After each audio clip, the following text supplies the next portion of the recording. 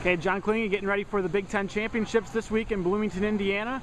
Most of the season you gear up and train for this upcoming meet, so it has to be a pretty exciting time of the year. Yeah, it is.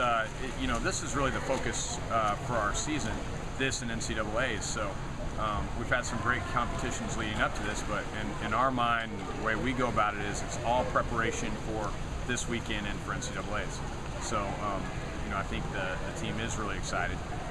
We went to Ohio State this past weekend and had some really good swims from 7 of our swimmers, and that fires us up even more and kind of helps us get you know, ready for this weekend.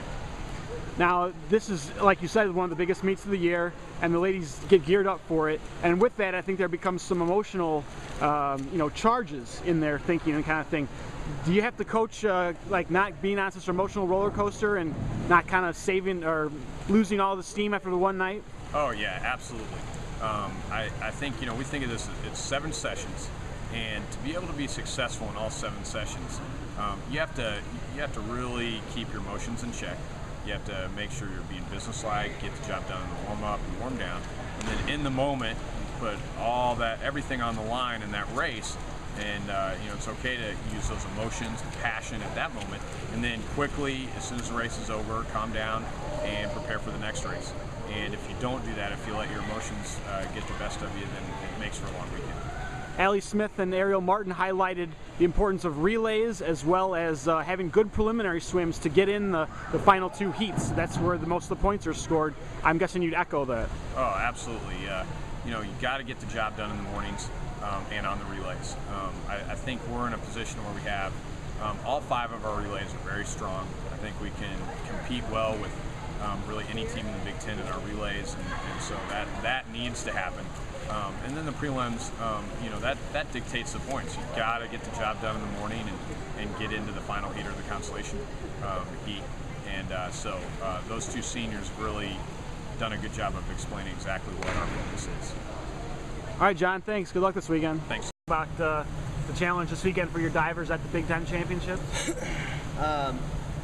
You know, the challenge for our divers this week is going to be the same challenge as every meet we've had this year, and that is to go out and to maintain their composure and focus on the cues that they know is going to make them successful.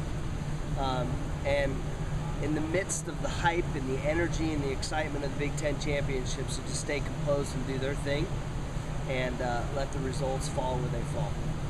How does the Big Ten Championships kind of stack up versus something like the Winter Nationals, which you guys were just at?